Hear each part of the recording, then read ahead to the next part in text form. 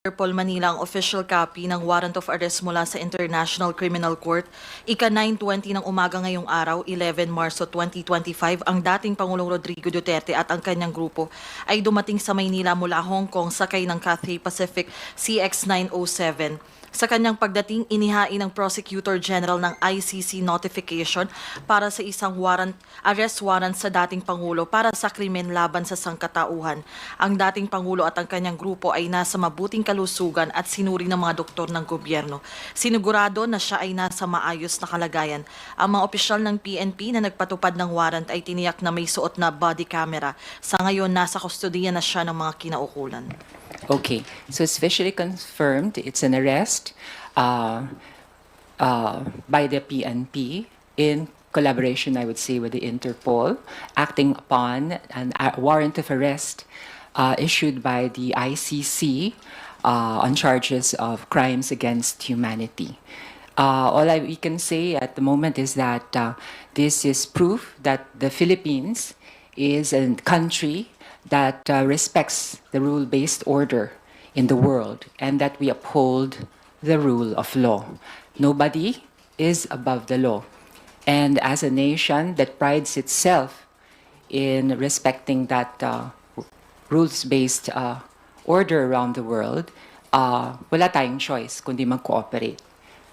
Sa nakaraan, nakapag-cooperate rin naman sa atin ng Interpol, even in sa paghahanap kay Alice Go.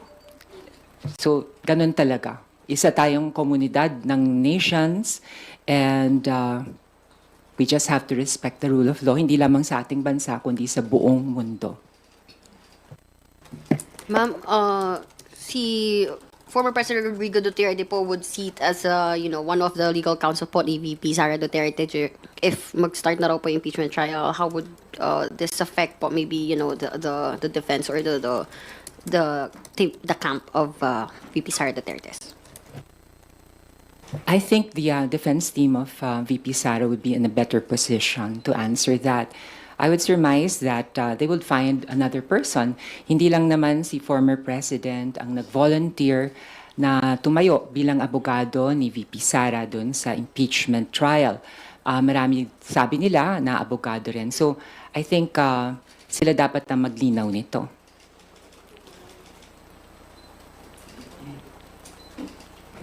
Okay, Marian. Next questions from Melalis Moras of PTV4. Ma'am, follow-up lang po muna dun sa about kay former President Duterte. Kasi isa yung yung House Squad Committee na isa sa mga committee ng joint panel dito sa Kamara, yung mga tumutok din sa issue ng war on drugs na sila yung isa sa mga nilapitan ng mga biktima, EJK victims family. Sa tingin niyo po, gaano kalaking tulong na naungkat sa House Squad Committee hearing itong mga isyong ito para magkaroon ng ganitong resulta nga na umabot na sa arrest ngayong araw? Ang investigasyon doon sa partisipasyon ng dating Pangulo sa mga alleged crimes against humanity doon sa war against drugs, lalong-lalo doon sa mga extrajudicial killings, actually nag-start yan as early as January or February of 2018. Merong human rights groups na nag-file ng case sa ICC. Now, ano ba ang partisipasyon ng Quadcom?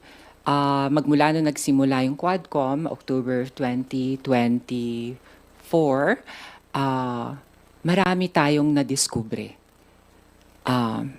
Mga bagay-bagay na nakakalungkot, nagkaroon ng tinig yung mga biktima nitong war against drugs, yung mga EJKs, nagkaroon ng tinig ang mga pamilya ng mga biktima. And I would say that actually strengthened the case against the former president. And during those hearings, by his own admission, the former president also mentioned that he did have a role, that he did order many of the killings. In fact, I couldn't believe it when I heard and I saw it on television na talagang sinabi niya na nagpapapatay siya. Sabi ko nga, I mean, that's counterintuitive for a person to actually admit his guilt. So, I would say na malaki ang ambag ng Quadcom sa paglikom ng ebidensya at ng mga pruweba na magagamit sa kaso na to sa ICC. Any message po, ma'am, sa mga pamilya ng mga biktima rin ng mga ito nga finally ito kasi ever since kahit yung mga na-interview po namin na umaattend sa hearing, ito po yung hiling nila, sana talagang magkaroon na ng hustisya dito. Ano pong mensahe niyo dito sa mga pamilya at ang mga biktima ng umano'y EJK? Ang masasabi ko lang sa mga pamilya ng biktima ng EJKs ay ito. Bilog ang mundo. And sooner or later, we will have all to face justice, face the music. We heard you. We know how you feel.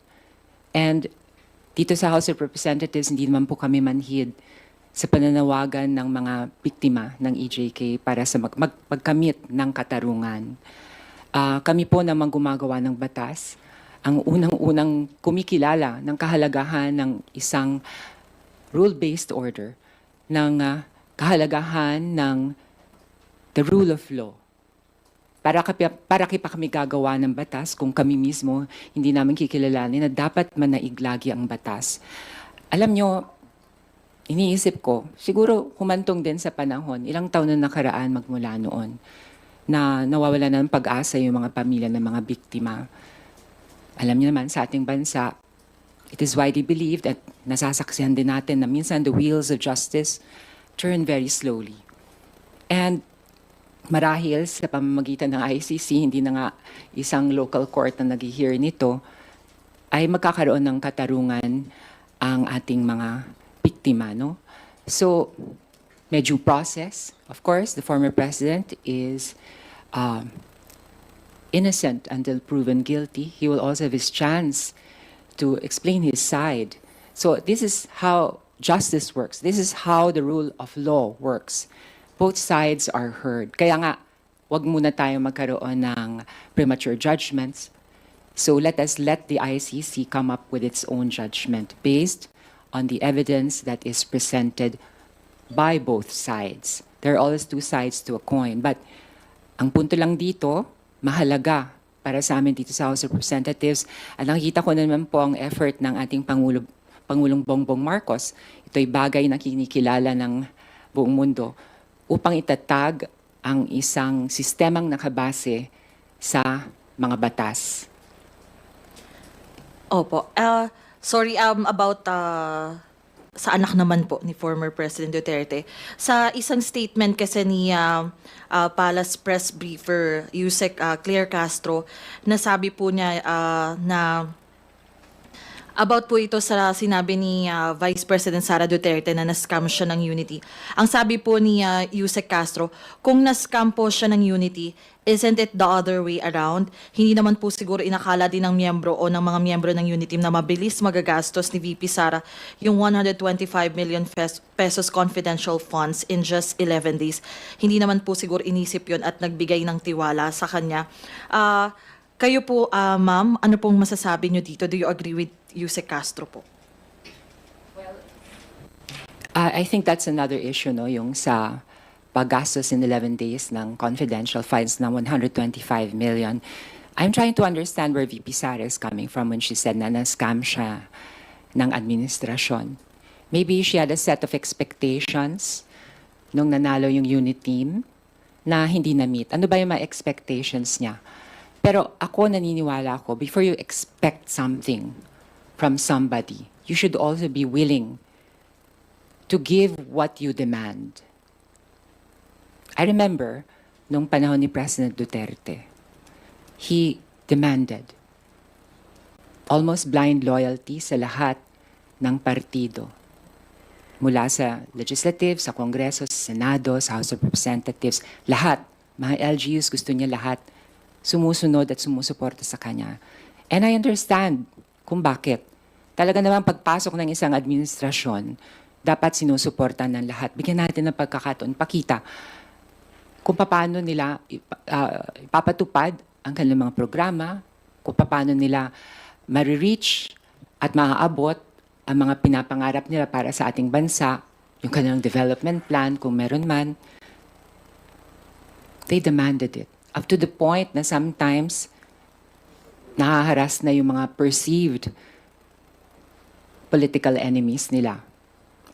I call to mind former Senator Laila de Lima, also former Mayor of Iloilo, Jed Mapilog, and so many others who have been harassed simply because pinagbintangan silang critic of the government, pinaghinalaan pa lang on the basis of suspicion na de-destroy na yung reputation ng tao. Ano? So, bakit ganon? Nung naupo naman si VP Sara, nakita ko parang very antagonistic na yung kanyang attitude towards President Marcos. Alam niyo, tatapatin ko kayo. Pinaglaban ko tong love team na to eh. Ang unit team. Umasa ako na sana sa pamamagitan ng pagkakaisa,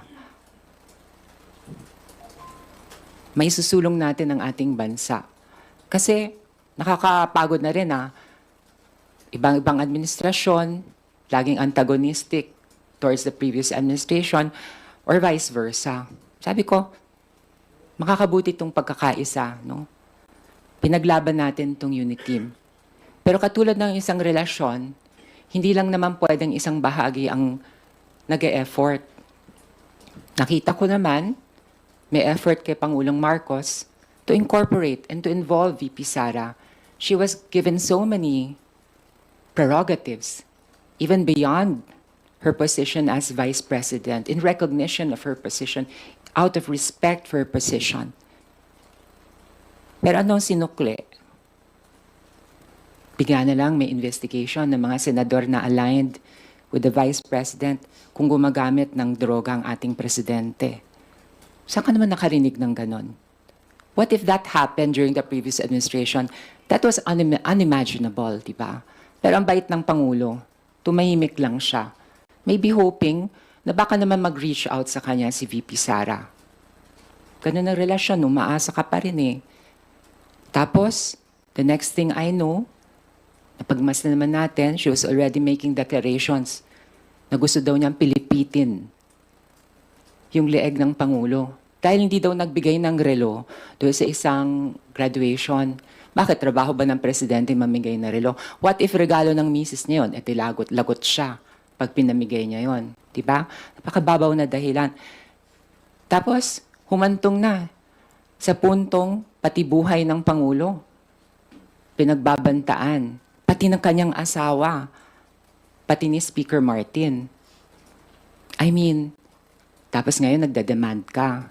But you're not willing to give what you're demanding. And now you're saying ikaw ang iniwan.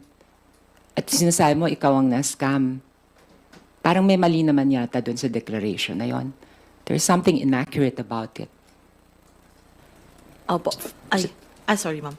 Follow-up lang po. Sinabi din kasi niya dun sa isang niyang speech sa Hong Kong, pasalamat sa suporta sa aking mga kasamahan, program, proyekto sa Office of the Vice President dahil kayo lang ang sumusuporta sa OVP. Ang buong gobyerno, iniwan na po ang OVP. Maraming salamat. Kayo po ba, tingin nyo yung sinabi nga niya na the entire government has abandoned the OVP amid the ongoing feud with President Marcos? Sa tingin nyo, accurate po ba to? Do you agree with her? I don't agree with her. Just like any other government agency that has to pass through the scrutiny of Congress sa budget season and hindi exempt ang OVP. And as you have seen, parang tumanggi na lang talaga siya. It seems that she did not feel like answering any of the questions raised by my colleagues during the budget hearing. And when you cannot account for your budget spent in the past years, how can you have the moral authority to ask for more? It's not that. The Office of the Vice President continues to function and should continue to function. I remember former VP Lenny, her office functioned with a much less budget, a smaller budget than what VP Sara has received. And alam nyo, ang trabaho naman talaga ng Vice President is basically to be there in case incapacitated ang President o mawala ang Pangulo. So, binigyan siya ng functions that go beyond her real functions as stated by the Constitution. And she should have been thankful for that. So, kung merong bare minimum na tanggap ang Office of the Vice President, that hardly constitutes abandonment because it will continue to function and follow its mandate based on the Constitution. Okay po. Thank you so much. Thank you, Mela.